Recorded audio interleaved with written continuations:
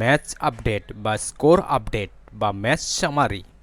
চলুন কথা না বেরিয়ে আমরা চলে যাই শ্রীলঙ্কাও। তারা প্রথমে টসে জিতে ব্যাট করার সিদ্ধান্ত নেয়। তারা নির্ধারিত 20 ওভারে 7 উইকেট হারিয়ে 132 রান সংগ্রহ করতে পারে।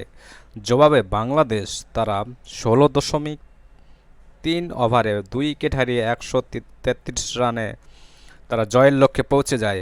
বাংলাদেশ 8 উইকেটে জয়লাভ করে 21 বল হাতে রেখে। টি-20 3 ম্যাচ সিরিজের বাংলাদেশ 2-1 সিরিজ ব্যবধানে শ্রীলঙ্কার সাথে ম্যাচ টুর্নামেন্ট বা সিরিজ জিতে যায়। এখন আমরা জানব বাংলাদেশ এবং শ্রীলঙ্কার মধ্যকার match summary. Player of the match বা player of the series Liton Das Bangladesh. Player of the match হন মেহেদী হাসান বাংলাদেশ। 11 রানে 4 উইকেট 4 ওভার বোলিং করে। শ্রীলঙ্কার ম্যাচ সামারি বা ম্যাচ রিপোর্ট। শ্রীলঙ্কার তারা 20 ওভারে 132 রান করে 60 উইকেটে। শ্রীলঙ্কার মধ্যে উল্লেখযোগ্য যারা রান করেছেন তারা হচ্ছে পাথুম নিশাঙ্কা 46 39 বলে, দাসুন সানাকা করেন 35 25 বলে, কামিন্দো মেন্ডিস তিনি 15 বলে 21 রান করেন।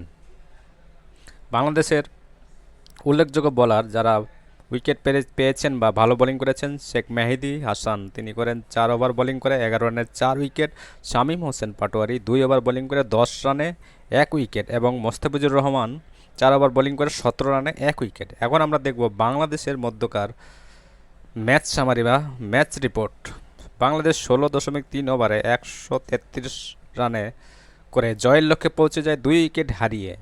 বাংলাদেশের উল্লেখযোগ্য যারা রান করেছেন তারা হচ্ছে তানজিদ হাসান 73 রান 47 বলে, লিটন দাস 32 রান 26 বলে, তৌহিদ হৃদয় 27 রান 25 বলে।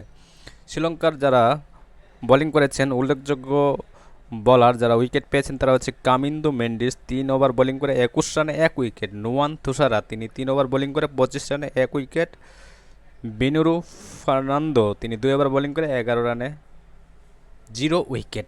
ম্যাচটি অনুষ্ঠিত হয় শ্রীলঙ্কা প্রেমাদাসা স্টেডিয়ামে এবং শ্রীলঙ্কা প্রথমে টসে জয়লাভ করে এবং তারা ব্যাট করার সিদ্ধান্ত নেয়।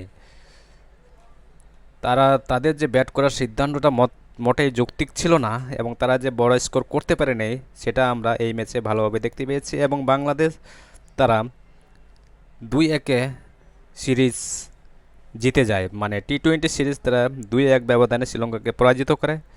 বাংলাদেশ সিরিজ জিতে